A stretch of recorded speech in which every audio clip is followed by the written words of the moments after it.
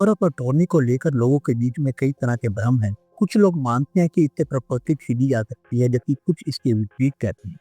कोई इसे रजिस्टर करवाना जरूरी बताता है तो कोई इसे अनिवार्य नहीं। कुछ का कहना है कि इसे रद्द किया जा सकता है, जबकि कुछ इसके खिलाफ पाए देते हैं। लेकिन अब आपको इन सब सवालों की चिंता करने की कोई जरूरत नहीं। हमने इस विषय पर एक विस्तृत वीडियो तैयार किया है, जिसमें पावर ऑफ अटॉर्नी से जुड़ी हर जानकारी दी गई है।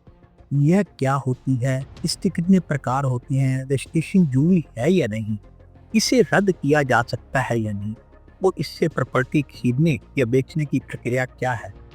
इसके अलावा अगर पावर ऑफ अटॉर्नी से जुड़ा कोई धोखाधड़ी का मामला सामने आए तो उससे कैसे निपटें, इस पर भी चर्चा की जाएगी। यदि आप पावर ऑफ अटॉर्नी से जुड़ी पूरी जानकारी पाना चाहते हैं, इस वीडियो को अंत तक देखें। Welcome back to my channel. मैं हूं आपका अपना वकील जी.के. ढींगरा और आप देख रहे हैं करंट क्रंच। जैसा कि हमने पहले चर्चा की, आज पावर ऑफ अटॉर्नी के बारे में विस्तार से बात कर रहे हैं। इस विषय को पूरी तरह समझने के लिए हमने इस वीडियो को 7 भागों में बांटा है, ताकि हर पहलू और हर मुद्दे पर गहराई से चर्चा की जा सके। लेकिन आगे बढ़ने से पहले आपसे एक छोटी सी रिक्वेस्ट है। अगर आप हमारे चैनल पर नए हैं तो प्लीज चैनल को सब्सक्राइब करें, ताकि हमारे आने वाले हर एक वीडियो की नोटिफिकेशन आपको तुरंत मिल सके। अब बात करते हैं वीडियो के पहले हिस्से की, जहां हम समझेंगे कि पावर ऑफ अटॉर्नी वास्तव में होती क्या है। दोस्तों, पावर ऑफ अटॉर्नी भारत में 2 प्रमुख कानूनों, पावर ऑफ अटॉर्नी एक्ट और स्टैम्प एक्ट में परिभाषित की गई है। इन दोनों कानूनों में इसकी अलग अलग व्याख्या की गई है, लेकिन इसे आसान भाषा में समझें तो इसका मतलब यह है कि एक व्यक्ति किसी अन्य व्यक्ति को अपने स्थान पर कोई विशेष कार्य करने के लिए अधिकृत करता है। उदाहरण के तौर पर मान लीजिए मैं दिल्ली में रहता हूँ, लेकिन मेरी एक प्रॉपर्टी नागपुर में है। अब अगर मेरे लिए बार बार नागपुर जाना संभव नहीं है, तो मैं अपने किसी भरोसेमंद दोस्त को पावर ऑफ अटॉर्नी दे सकता हूँ, जिससे वह मेरी तरफ से नागपुर जाकर प्रॉपर्टी से जुड़े जरूरी लेन देन कर सके। यानी पावर ऑफ अटॉर्नी एक कानूनी तरीका है जिससे आप किसी और को अपनी ओर से काम करने का अधिकार देते हैं। पावर ऑफ अटॉर्नी सिर्फ प्रॉपर्टी से जुड़े मामलों तक सीमित नहीं है, बल्कि इसे अन्य कानूनी और व्यावसायिक कार्य के लिए भी इस्तेमाल किया जाता है। अक्सर आपने देखा होगा कि कंपनियों में भी पावर ऑफ अटॉर्नी का उपयोग किया जाता है। उदाहरण के लिए, अगर किसी कंपनी पर कोई कोर्ट केस चल रहा है, तो कंपनी किसी विशेष व्यक्ति को अधिकृत कर सकती है कि वह उनकी ओर से अदालत में पेश हो और केस लड़े। यानी पावर ऑफ अटॉर्नी का मूल उद्देश्य यह है कि एक व्यक्ति या संस्था किसी अन्य व्यक्ति को अपने स्थान पर कानूनी कार्य करने की अनुमति देती है। हालांकि इसका सबसे ज्यादा इस्तेमाल प्रॉपर्टी ट्रांजैक्शन में किया जाता है, खासकर एनआरआई या वे लोग जो बार बार यात्रा नहीं कर सकते। तो यह था पावर ऑफ अटॉर्नी का बेसिक कंसेप्ट, जो आपको यह समझने में मदद करेगा कि यह किन किन परिस्थितियों में उपयोगी हो सकती है। अब यहीं से अगला सवाल उठता है, पावर ऑफ अटॉर्नी के कितने प्रकार होते हैं। पावर ऑफ अटॉर्नी मुख्य रूप से 2 प्रकार की होती है।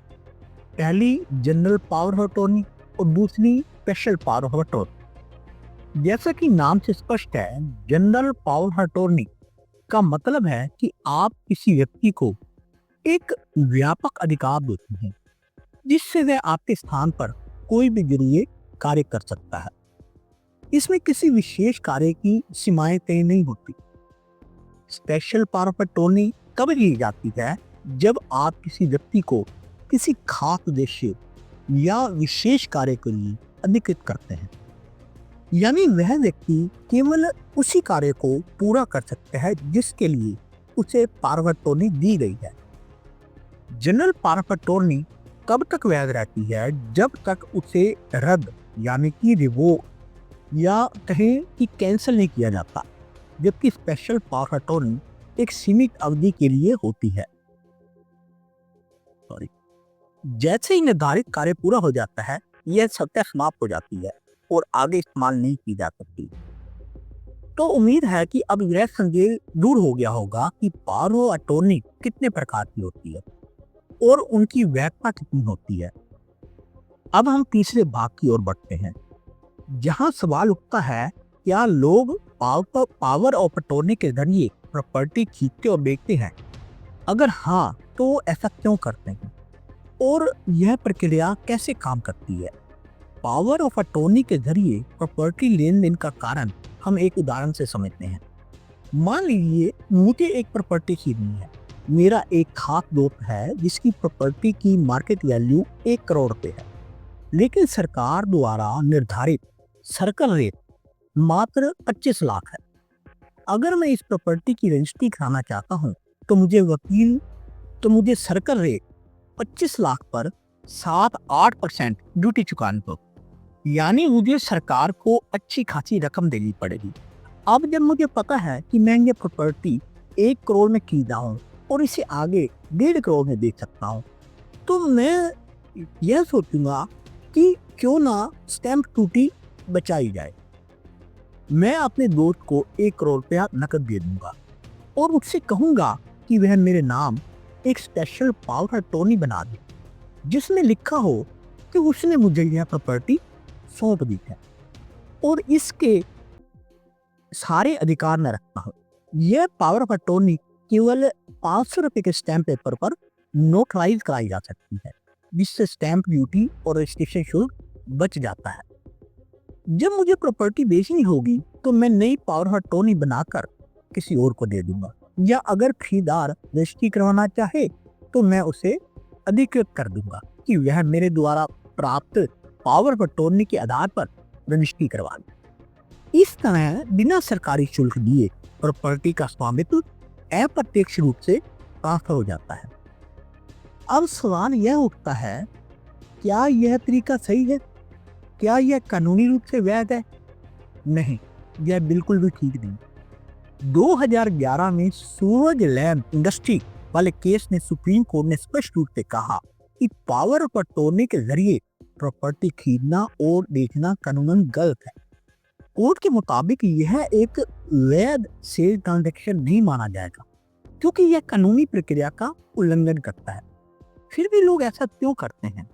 जाहिर सी बात है, लोग स्टैंप ड्यूटी बचाने के लिए ऐसा करते हैं, लेकिन इससे जुड़े जोखिम भी उतने ही बड़े हैं। पावर ऑफ अटॉर्नी के जरिए प्रॉपर्टी खरीदने के क्या क्या खतरे हैं, लगे हाथ यह भी समझ लेते हैं। मान लीजिए मैंने अपने दोस्त से प्रॉपर्टी और आगे किसी तीसरे व्यक्ति को बेच दी। अब अगर मेरा यह दोस्त बदमाशी पर उतर जाए और कहे कि उसने मुझे कभी पावर ऑफ अटॉर्नी दी ही नहीं, या वह अखबार में नोटिस देकर उसे रद्द यानी कि रिवोक कर दे, तो क्या होगा?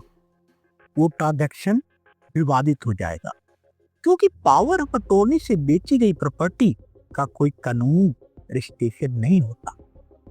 वह व्यक्ति जिससे मैंने प्रॉपर्टी खरीदी थी किसी और को भी वह प्रॉपर्टी बेच सकता है, जिससे मल्टीपल ट्रांजैक्शन हो जाएंगे और झगड़ा बढ़ जाएगा। यही कारण है कि अक्सर प्रॉपर्टी विवादों में पावर ऑफ अटॉर्नी के स्कैम देखने को मिलते हैं। कोर्ट में पेंडिंग अधिकतर property case power of attorney से जुड़े फ्रॉड के होते हैं। लोग स्टैंप ड्यूटी बचाने के लालच में पावर ऑफ अटॉर्नी से खरीद तो लेते हैं, लेकिन 5-10 साल बाद पछताते हैं, जब उन्हें पता चलता है कि जिसने उन्हें पावर ऑफ अटॉर्नी दी थी उसने किसी और को भी वह प्रॉपर्टी बेच ली है। इसके बदले लोग सालों साल सिविल कोर्ट में केस लड़ते रहते हैं, लेकिन 10-20 साल तक भी कोई समाधान नहीं निकलता। तो अब सवाल पैदा होता है कि इस गलती से कैसे बचें? उसका सलूशन यह है कि अगर आप प्रॉपर्टी खरीद रहे हैं तो हमेशा रजिस्ट्री करवाएं और स्टैंप ड्यूटी देकर कानूनी तरीके से मालिकाना हक हासिल करें, वरना आगे चलकर बड़ी दिक्कतें हो सकती हैं। इसलिए मेरी राय में ऐसा ना करें। जमीन जायदाद जब भी खरीदें रजिस्ट्री जरूर करवाएं, ताकि आपका पैसा सेफ रहे और जमीन जायदाद भी महफूज रहे। अब चौथा महत्वपूर्ण सवाल, क्या पावर ऑफ अटॉर्नी को रजिस्टर कराना जरूरी है? देखिए, इसका कोई निश्चित जवाब नहीं दिया जा सकता, क्योंकि यह पूरी तरह से आपके राज्य के कानूनों पर निर्भर करता है, यानी कि जहां आप रहते हैं उसके कानूनों। इस बात का पता करने के लिए सबसे पहले अपने राज्य के रजिस्ट्रेशन कानूनों की जांच करें, रजिस्ट्री दरें देखें और यह समझें कि आपके राज्य में पावर ऑफ अटॉर्नी का रजिस्ट्रेशन अनिवार्य है या नहीं। अगर आपके राज्य में रजिस्ट्रेशन जरूरी नहीं है तो पावर ऑफ अटॉर्नी को 500 रुपए के स्टैम्प पेपर पर नोटराइज्ड करवाया जा सकता है, लेकिन यह कानूनी रूप से पूरी तरह से वैध नहीं मानी जाएगी। तो क्या करना चाहिए? अगर आप पावर ऑफ अटॉर्नी से जुड़ी किसी भी प्रक्रिया में शामिल हो रहे हैं तो अपने राज्य के नियमों को पहले अच्छे से समझें। गलतफहमी में बिना रजिस्ट्री करवाए पावर ऑफ अटॉर्नी लेना या देना आगे चलकर बड़ी परेशानी खड़ी कर सकता है। अब पांचवा महत्वपूर्ण सवाल, क्या पावर ऑफ अटॉर्नी को रद्द यानी कि रिवोक किया जा सकता है? जी हाँ, पावर ऑफ अटॉर्नी को रद्द किया जा सकता है, लेकिन यह पूरी तरह इस बात पर निर्भर करता है कि जब आपने इसे बनाया था तब उसमें रेवोकेशन यानी कि रद्द करने से संबंधित क्लॉज शामिल किया था या नहीं। अगर पावर ऑफ अटॉर्नी को रद्द करने योग्य यानी कि रिवोकेबल रखा गया है तो आप जब चाहें इसे रद्द कर सकते हैं, और अगर इसे रद्द करने योग्य नहीं बनाया गया है तो इसे रद्द करना मुश्किल हो सकता है, खासकर तब जब यह किसी वित्तीय लेन देन या संपत्ति से जुड़ा हो। अगर आपकी पावर ऑफ अटॉर्नी रजिस्टर्ड नहीं है, इसे रद्द करने के लिए संबंधित व्यक्ति को एक लिखित नोटिस भेजना होगा जिसमें साफ लिखा होगा कि आप इसे रद्द कर रहे हैं। अगर पावर ऑफ अटॉर्नी रजिस्टर्ड है तो इसे रद्द करने की प्रक्रिया भी उसी तरह से होगी जैसे उसे रजिस्टर कराया गया था, यानी आपको रजिस्ट्रार ऑफिस में जाकर रद्दीकरण यानी कि रिवोकेशन की प्रक्रिया पूरी करनी होगी। जब भी आप पावर ऑफ अटॉर्नी ड्राफ्ट करें तो यह कंफर्म करें कि उसमें स्पष्ट रूप से लिखा हो कि यह रिवोकेबल है या इरिवोकेबल। अगर आप किसी को पावर दे रहे हैं तो रिकवेबल रखने की कोशिश करें और ताकि जरूरत पड़ने पर इसे रद्द किया जा सके।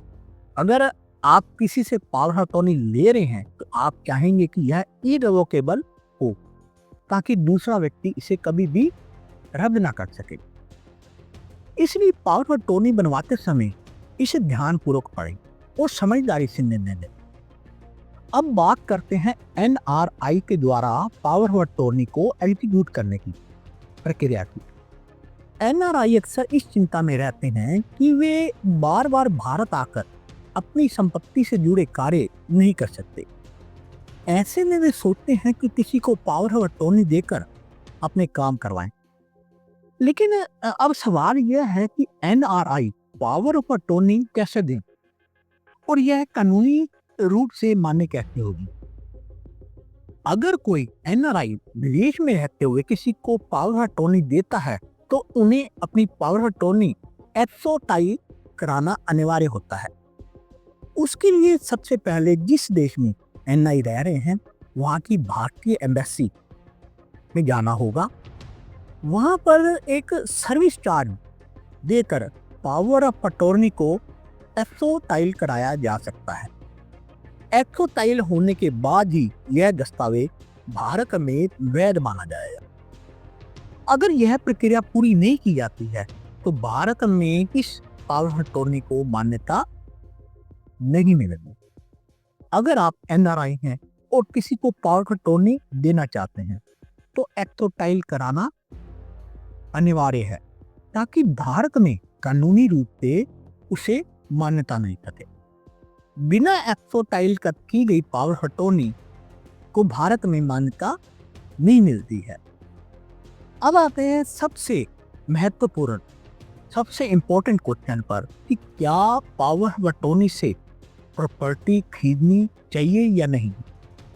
हमने पहले भी चर्चा की थी कि पावर ऑफ अटॉर्नी के माध्यम से प्रॉपर्टी खरीदने से स्टैंप ड्यूटी बचाई जा सकती है, लेकिन क्या यह कानूनी रूप से सही और सुरक्षित तरीका है या नहीं? तो मैं कहूँगा जी नहीं। अगर आप पावर अटॉर्नी से प्रॉपर्टी खरीदते हैं तो कानून की नज़र में आपका प्रॉपर्टी का टाइटल ट्रांसफर नहीं होता, क्योंकि यह एक बाईपास तरीके से की ये डील होती है।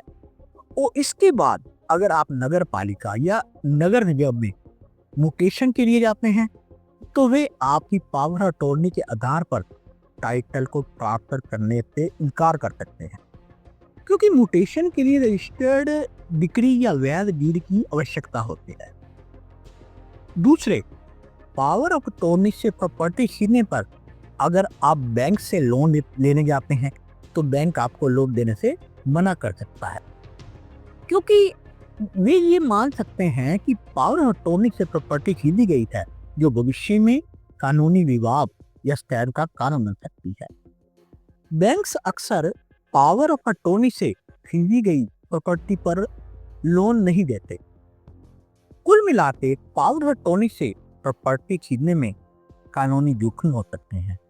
अगर आप भविष्य में सुरक्षित और वैध संपत्ति का लेन देन चाहते हैं तो रजिस्ट्रेशन और पारंपरिक बिक्री प्रक्रिया के अनुसार प्रॉपर्टी खरीदना बेहतर होगा।